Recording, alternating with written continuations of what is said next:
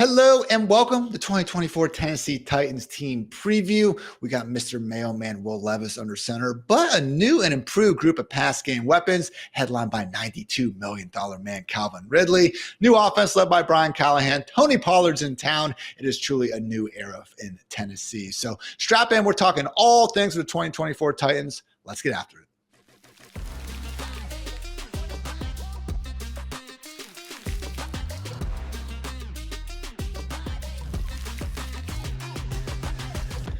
I'm your host, Ian Hartitz. Thank you, guys, for joining the Fantasy Life show. And joining me, as always, is Fantasy Life Director of Analytics and all-around baller, Dwain "The Rock" McFarland. And Dwain mentioned in the intro, but no more Mike Vrabel, no more Derrick Henry, no more Ryan Tannehill. This is Will Levis's team. And as much as we didn't see this great quarterback as a rookie, it's hard to look at all their offseason moves and say anything other than they have put him in a pretty good position to hopefully succeed in year two. Yeah, I mean, when you look at Levis, it's nice to at least see that they're pushing all the chips in the middle. They're not for sure what they have either, but it looks like they're going to find out. And the addition of Brian Callahan sends a big signal. You're talking about coming over from the Bengals organization, one of the most pass-heavy offenses over the past 3 seasons. Now, I talk about this all the time. The big drivers to throwing the ball more. Do you have a good quarterback? If you do, you probably should be throwing the ball more. Okay. You could also be a losing team, and that forces you into throwing the ball more, but not in ideal situations. The defense knows that the pass is coming. Typically, that means your quarterback isn't as good. So I think there's a lot of factors going on here, Ian. But right now, I have this team projected for 61 plays per game. Last year they were at 56, so I'm anticipating more plays, moving away from Vrabel, who ran a very slow offense, but also seeing an upgrade in pass rate, 61% drop back rate versus last year they were at 59%. So I think they throw the ball more, think they run more plays, and I think all of the off-season signals tell us, to your point, they've upgraded this offensive wide receiver room. Point to Will Levis getting more opportunity. The big question is, can he come through? Because while Will Levis did give us some of those highlight reel throws, gave us some of those, hey, I'm a tough dude, I'm going to try to run this football in for a touchdown, all the things you just love to watch about a football player, I think Will Levis has all those ingredients. The question is, can he consistently get his accuracy under control? Because had he been able to, DeAndre Hopkins would have been a wide receiver 1 last year. But because Will Levis wasn't able to do that, we ended up with a lot more prayer yards, as you like to call them, than actual air yards. And that's my concern. But I will say, you're the guy playing golf now, Will Levis. You watch the occasional throw, and it's a smooth stroke on it. And you're like, man, if he could do that every play and then also sync together the other part of his games, you could see a world where there is an upside for Will Levis. When I look at him right now, I think for fantasy purposes, he's a late round quarterback, but I think you definitely have to acknowledge his upside. So in super flex leagues, obviously more of a priority. Let's say you draft a quarterback you're not crazy about. Let's say for whatever reason your draft works out where you're like, oh, Matthew Stafford's my starter. That's the occasion where I would want to throw in a Will Levis, right? As being some way that let's just see if he can surprise me in week 1, because we know the team is telling us they want to come out and give him a chance to do it.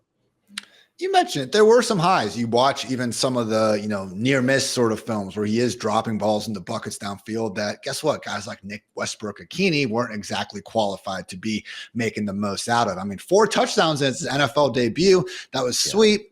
Only 4 touchdowns in his next 8 starts combined. Not as sweet there, Dwain. So there were some additional flashes. I thought the Miami game was arguably even better than his debut and some of the things he did, especially as a rusher and just, an overall badass in that one. And that really is where the Will Levis experience gets fun, man. I made a stat to try to help quantify this. I just call it crazy shit, but yeah, it's the sum of a quarterback's big time throw rate and their turnover worthy play rate. And over the last 5 years, the leaders have been Will Levis, Josh Allen, Kyler Murray, my boy Drew Lock, and Jameis Winston. So yeah, clearly not something that you necessarily want to be leading. We see, a very high range of actually good real life and fantasy quarterbacks and ones that weren't. But yeah, man, you're not going to watch a game with Will Levis and say that the dude didn't at least try to, go out there and do everything in his power to get the victory. So I do agree with, again, just the idea that Brian Callahan could make life easier. This offense was just 26 in pre-snap motion and pass play rate. Only the Seahawks, so I know you barked about plenty, average fewer total offensive plays per game last year, should be the guy. And honestly, Dwain, when we do get into those late round quarterback waters, For the love of God, people, do not walk away from a draft with Will Levis as your quarterback one, unless you want to lose money. But once we start looking at him next to Bo Nix, Russell Wilson, Bryce Young, Drake May, Baker Mayfield, JJ McCarthy, every single one of those guys is going ahead of him right now in ESPN ADP. I'll take Levis over all of them, I think, with the possible exception being Baker. Yeah, I've got Will Levis right now ranked ahead of JJ McCarthy, two spots ahead of McCarthy, one spot ahead of Drake May. I've got him slightly ahead of Derek Carr. So yeah, I'm with you. I've got him ahead of Bo Nix. The guy I have got him one spot behind Bryce Young, but same thing. Like both young quarterbacks with improved offenses around them. So I'm fine making a bet on either one of those players. So I think that's a good call out. I like Levis over the other names.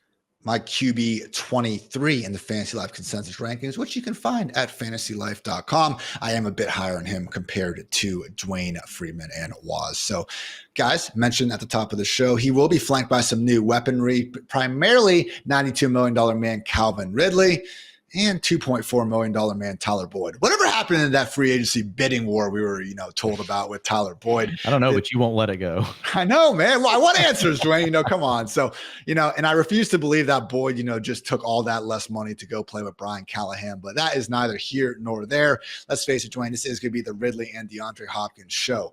Now, the money tells us Ridley should be the wide receiver one, but man, ESPN receiver rating, PFF receiving grade, yards per route run, targets per route run. Hopkins was better than Ridley in each and every metric last year. And as much as, Hopkins is going to be, or he currently is 32 years old, Ridley's going to be 30 here in just a bit. And honestly, just based on the on-field, what we saw last year, I don't think either guy is washed. I mean, look, Hopkins, ESPN's fifth best open scorer. He was tied with Garrett Wilson, A.J. Brown. He can still separate. And Ridley, even though, yes, he dropped more than a few passes that we wish he would have caught, did have next-gen stats, fifth highest, fastest ball carrier time of any wide receiver last season. So mentioned the unrealized, prayer yards and things going on with there. These were two of the only 5 wide receivers with over 1,000 of those, joining Chris Olave, Devontae Adams, and Garrett Wilson. So this should be a pretty centered, passing attack around 2 wide receivers who we have seen flash wide receiver 1 level production over the years. Do you think they can get it done in the year 2024 when they are indeed a bit longer in the tooth? Well, catchable target rate is a major factor. Been doing a lot of research this offseason. We've got some new stuff coming in the utilization suite of tools.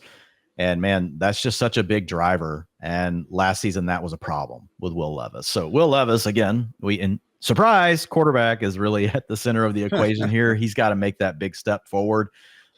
With Hopkins, I do have some concerns, though. I mean, we're talking about a guy that's not just, 30 anymore. I mean, we're really getting up there in age, and he's hit this turbulent era in his career. We've got 2 wide receiver 3 finishes in the last 3 years. Historically, guys at this age that have started that downward trend, rarely do they make the big rebound back. Occasionally we do. But again, I don't think we can expect Will Levis to make a huge leap. I think we can expect him to make some kind of progress this season. The other issue for DeAndre Hopkins, even though his yards per route run is okay, it's clearly deteriorating against man coverage. He was at a 2.00 last year, which is not terrible, but it's also not a great mark against man. He was at a 2.54 over, the prime ages of his career. So I definitely think there's some flags with Hopkins. I don't want to be centering my draft plans around him. The injuries are also a challenge. Like he's missing time almost every single season at this point. So it's just, it could work out. And I liked him last year. We talked about him a lot in the utilization report, but he's another year older. We've got some issues there. And you add Calvin Ridley to go along with the Will Levis question. So I think they're both typically going around the same area in fantasy drafts. I tend to agree with the fact that I'm going to go ahead and probably make the bet on the younger player, even though Ridley has never shown the kind of consistent ceiling that Hopkins had at one point in his career. But I think the big point being is that I don't think we have the same Hopkins. As good as he was last year, I don't think he's as good as what he once was. So 2 guys that I'm willing to take stabs on, Ian, but I don't want to center my draft plans around them just because I think there's a lot of questions here.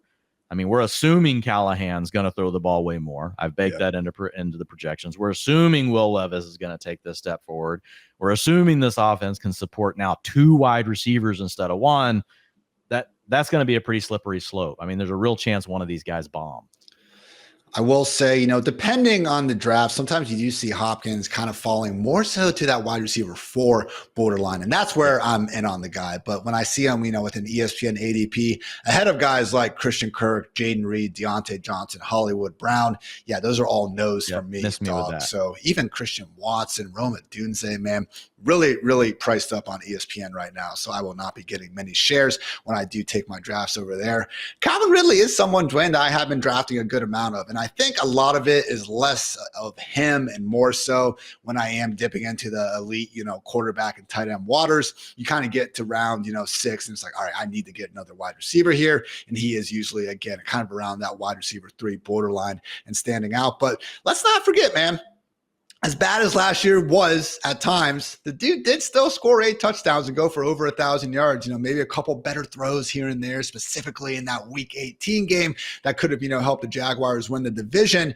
Maybe Ridley would have, returned a bit more value. But from Callahan talking legit about Ridley, you're looking at a very similar role that Jamar Chase obviously played in terms of his ability to move around the formation, use him in motion. He's got such a unique skill set. He's got great quickness. He's got great speed. He can run all the different routes. I mean, this was the major complaint that, true ball knowers and watchers like Matt Harmon and Josh Norris had about the Calvin Ridley experience last year. It was that he was being used as a stationary X. And then we had that ridiculous storyline going around about how Zay Jones being on the field, is actually what helps Ridley because, to be fair, the 1 week that Jones did come back, they finally started using Ridley more so as the Z that he was in Atlanta versus, just the stationary X he was in Jacksonville. So I guess that would be the boom scenario for Ridley. I mean, there is a chance, Dwain. I remember sitting with you after week 1 last year and saying Ridley has the target share and the usage with a quarterback like Trevor Lawrence that should be wide receiver 1 caliber. I don't want to rule out that we couldn't be having that same conversation, after week 1 this year. Yeah, I mean, and we'll see what Brian Callahan does. He comes from Zach Taylor. Zach Taylor was really calling the plays, so there are definitely some unknowns here. Again, I think the offseason moves tell us they want to throw more. The big question is, will he deploy motion and all these other cheat codes more often than what Zach Taylor has done? Because Zach Taylor has been around the league average or below, which is it's a disservice to Joe Burrow and all those great weapons they have in Cincinnati. Yeah, they're great. You could just go out and run a vanilla offense, or you could also give them all an advantage a lot more, like what we see with Tyreek Hill and different players. So it'll be interesting to see what Callahan does. Again, it doesn't always translate 1-to-1, a guy that was under a head coach when he wasn't calling plays. I will say with Ridley, he is a guy that, he's given us 15, 18.8, and 13.4 fantasy points per game in his last 3 seasons. Now, there's some blank spaces in there, obviously, with the suspension, and he stepped away from football. But I mean, he's got a wide receiver 2 worthy talent profile as far as earning targets. Yards per route run, even though he's played with some pretty good quarterbacks over his career or quarterbacks that can support higher yards per route run, 1.77 or less in 3 of 4 seasons. So he's like a borderline wide receiver 2 profile at this point for me. I think the fantasy points per game have told us that he has been able to be that wide receiver 2 and even had one high-end wide receiver 1 finish in there. So yeah, I like betting on him over Hopkins. I'm with you. I think he ran a little bit bad last year. I honestly expected him to do much better with Trevor Lawrence last season. So again, the biggest risk factor here being Will Levis. Will Levis can't average 201 passing yards, per game. If he does, everyone's dead. It's just not going to work out.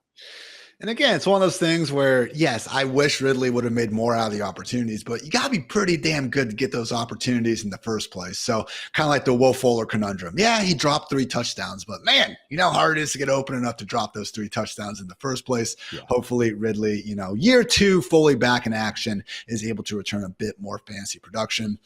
Speaking of new free agent additions, we did have a lot of money thrown at Tony Pollard, who signed a 3-year, $21.75 million deal with the Titans in free agency, $10.49 million guaranteed. So that sort of money is starter level money, Dwain. But some of the talks coming out of Tennessee throughout this offseason, both from Callahan and offensive coordinator Nick Holes, certainly seem to indicate we're going to get more of an evenly split 2-back committee. Specifically, Nick Holes, said the RBs are interchangeable and 1A, 1B. And Callahan's quote, anytime we can find ways to match these guys up in the passing game on linebackers, huge benefit for us. They're hard to cover.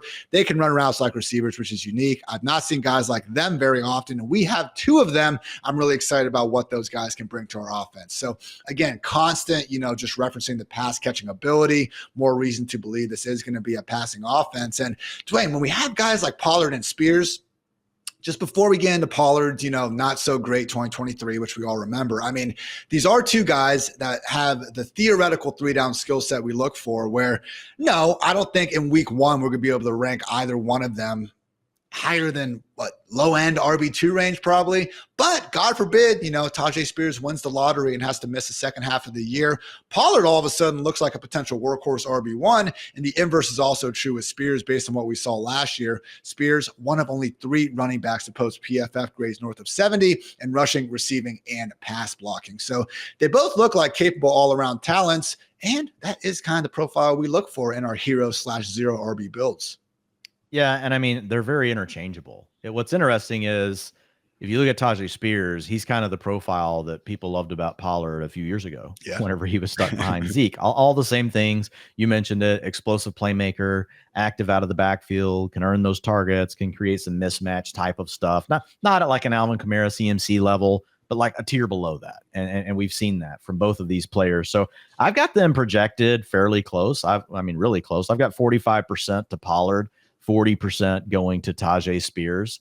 So I see this really as one of those true 1A, 1Bs. And really that's like a 2A, 2B. Neither one of these guys are getting close to RB1 workloads, but they're both getting high-end running back 2 workloads as far as NFL teams, right? And the way that they like to distribute carries. The average running back 2 on an NFL team gets 29% of the carries.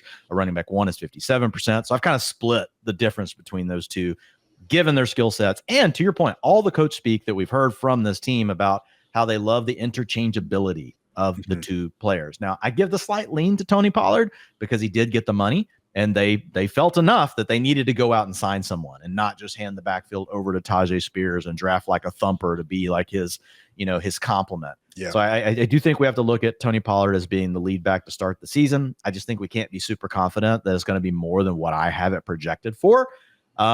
On the Tony Pollard side, I will say, to your point, and I'll let you jump in here and give your thoughts on it, but obviously playing through that tightrope surgery that he had the year before, it was an impact. There's no way to say that it wasn't, because I can't explain it, how explosive Tony Pollard was before the injury and he was after it. Like, what's the other variable that really changed for Tony Pollard? And people will say, well, he just got way more touches. Did he?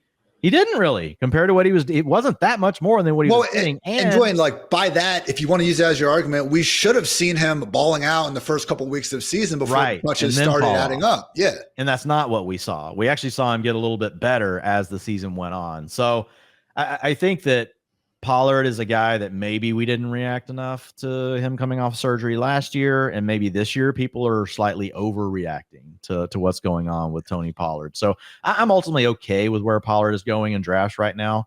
I've seen some stuff on social media from other people I really respect in the industry, just like saying they have a full-on fade with Pollard. I don't agree with that. Like, I think that you should be drafting both of these players. Yeah, you like Tyjae Spears' ADP better, but there's a world where it is 55% Tony Pollard and 30% Tyjae Spears.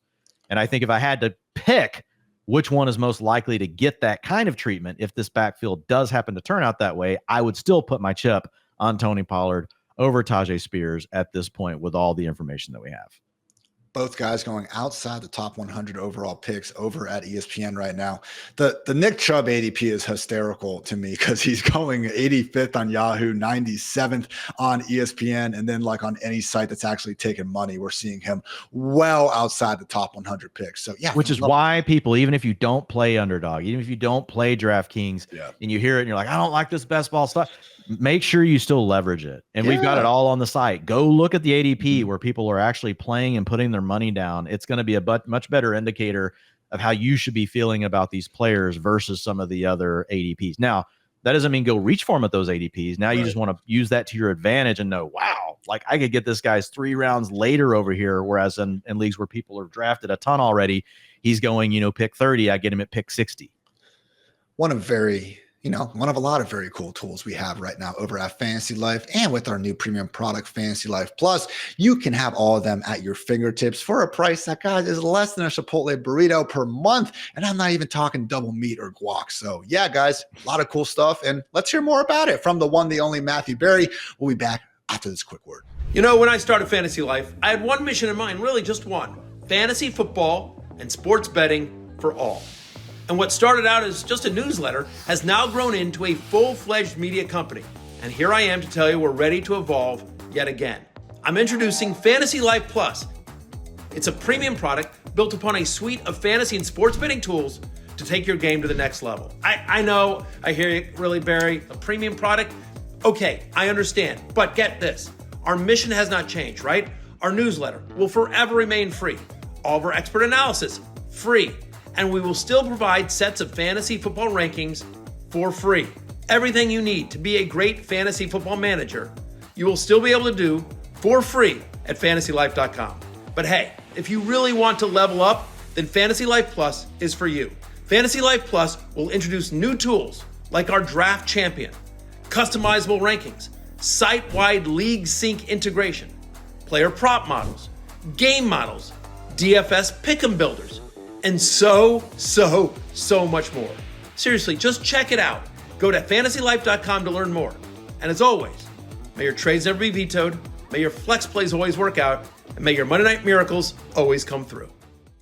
All right, Dwayne, already kind of talked a little bit about, some of the changes that we have from a schematic standpoint. Brian Callahan, formerly the Bengals OC, but how much was he really in charge of?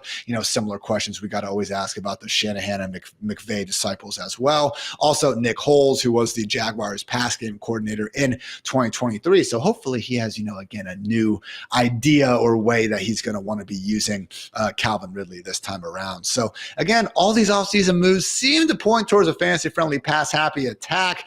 I just hope the offensive line this time around can hold up a bit better because Lord have mercy, PFF's ranking 32nd ranked group was brutal last year. Now, they do only return 2 of 5 starters, which again, given that they were arguably the single worst group, is a good thing to not have continuity. They also used a 7th overall pick on Alabama offensive lineman J.C. Latham and gave former Broncos center Lloyd Cushenberry a 4-year, $50 million deal. So I'm not saying their O-line is going to go from worst to first or anything, but it does seem like, Dwayne, a pretty mediocre wide receiver room, a running back room that I'm not going to say even for a second is better without Derrick Henry, but more pass game friendly, I think we could say, without Derrick Henry. And then also, again, an offensive line that should at least has a chance to approach something closer to an average.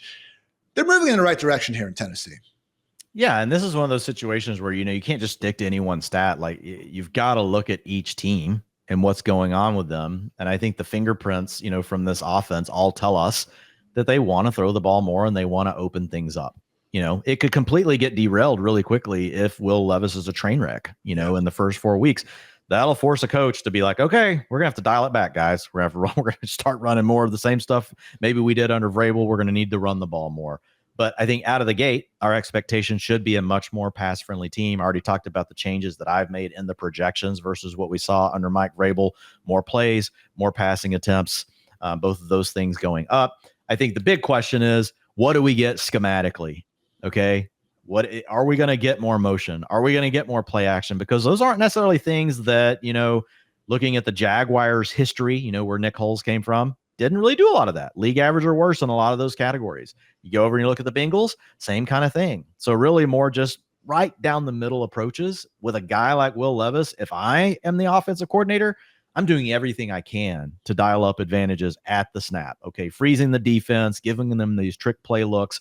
So it'll be really interesting to see if this coaching staff can elevate those things and do them more than what we saw from them historically at their old stops. And I will say sometimes I think offensive coordinators fall into this this kind of state of mind of if you've got a really good quarterback like Joe Burrow, and even though we don't think Trevor Lawrence is elite, obviously just got paid big money, and maybe the Jags still felt that way about him. You can rest on your laurels a little bit. You're like, hey, we'll just let the guy drop back, make the reads, go through his progressions. We've got good players around him. We'll let it all happen. With Will Levis, you're not going to be able to do that. You're going to have to try to help him out and get his momentum going. And then maybe eventually Will Levis can turn into that kind of player. They're really hoping that they up their game in these in what I'm calling the cheat codes. As you know, Ian, so I was doing the research yesterday for tight ends. A tight end target, and we got Chig Okonkwo we'll talk about in a minute. A tight end route with play action is worth 80% more in fantasy points per route than a non-play action route for a tight end. That blew my mind. I'm like, oh my, like this, and that's over the last 3 seasons. I mean, the wide receiver one was was 55%. That's huge. 80%? Yeah, 55% is motion for wide receivers. For wide receivers, it's like the play action is still a boost, like at the route rate at the route level, but not as big as what we saw for tight end. So tight end motion worth a little less, but the play action was worth a lot more. And it makes sense. You're in line, your play action, linebacker's biting. Who is he often covering whenever he bites? They have to try to get to his run fit. The tight end. So the tight end is the guy that's got a little bit more space to operate with. My only counter to that would be, I'm guessing the heavy amount of those play action targets now have the tight end as the first read, and it's probably a much lower percentage when it's not play action. But hey, whatever, we'll take it. Yeah, it doesn't matter. It's scoring more fantasy points. Once you get to the per target numbers, that's where the talent starts to even come in more, right? What you do with it once you get the target is a little bit different.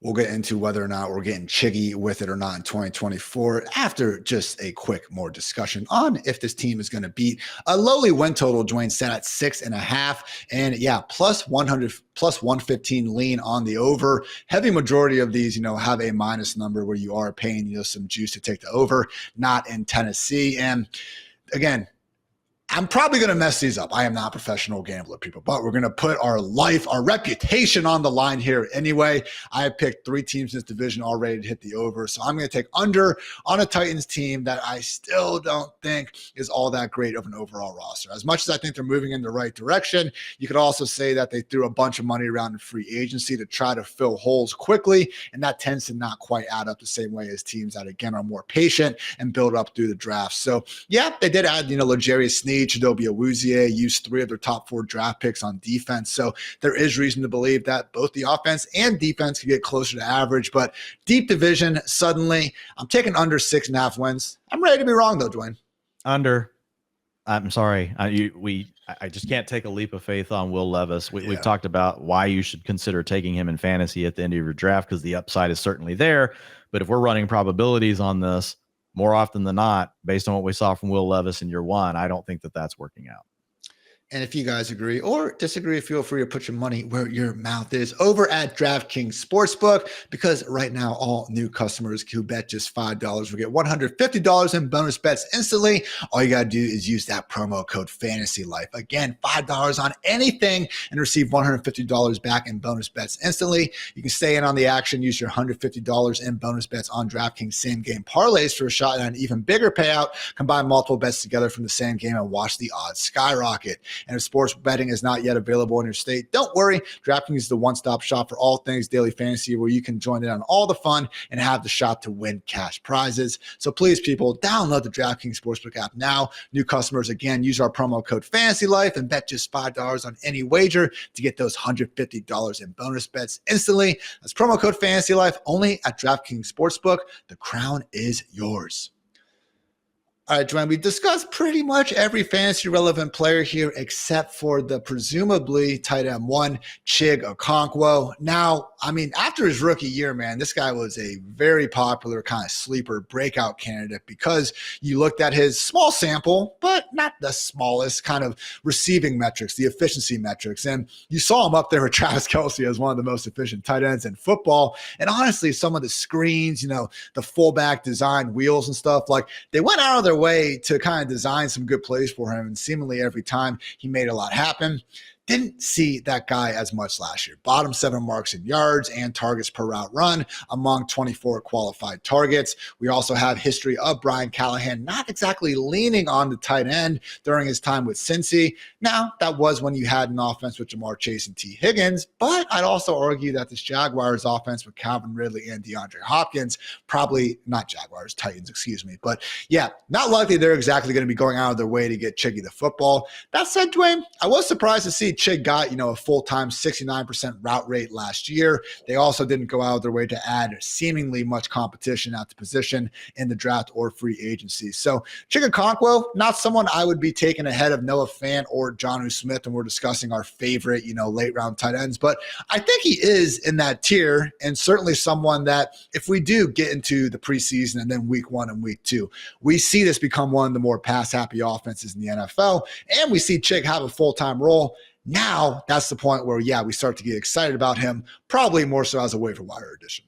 Yeah, I mean, my comp talent-wise is Jonnu. A guy that you use more around the line of scrimmage, let him use his yak. I think he's still he has all those capabilities.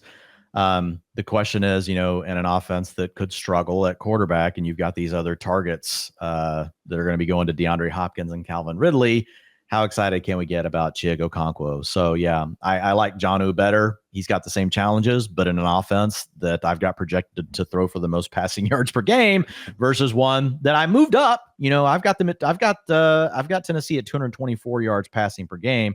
Last year with Will Levis, they were right at 200. So I've acknowledged the changes and I've moved things up. Can they take another step from there? I don't know, but they're going to need to unlock 3 fantasy weapons. So for me, Chig Okonkwo is a do not draft in home leagues anywhere you're drafting 14, 15 rounds. He's strictly a best ball play.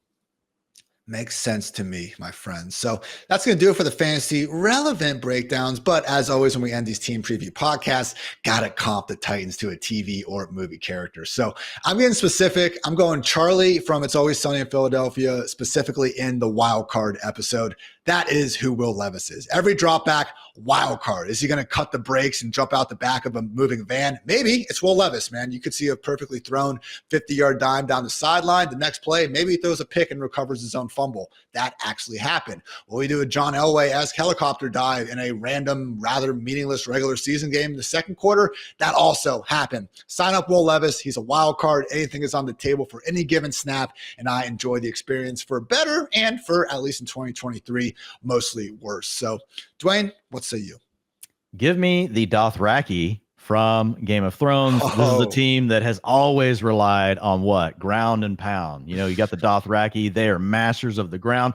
Don't want to cross the sea, though. They're going to have to do something different now. They're going to have to change their philosophy to try to take their game to the next level. Will it work out? Well, hey, at least for the Dothraki, they had Daenerys Targaryen, someone that could take to the air on a freaking dragon and just torture ass, leading the team. The question is, can Will Levis become Daenerys Targaryen and help lead them in this new venture into a new type of offense?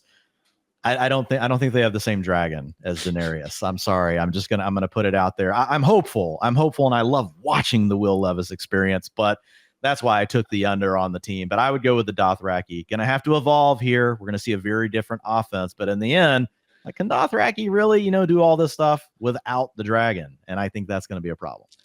I'm happy you got a Game of Thrones one in there. That was one of the, obviously awesome shows that I believe we've been missing. I know I had a House of Dragons. I had a Lannister. I had Jaime Lannister early on. Right. Kingslayer. Okay, touche. I just got to keep up with you. I know. I was scrolling through TV shows this morning, getting ready for this, and I was like, Game of Thrones, can I comp something there?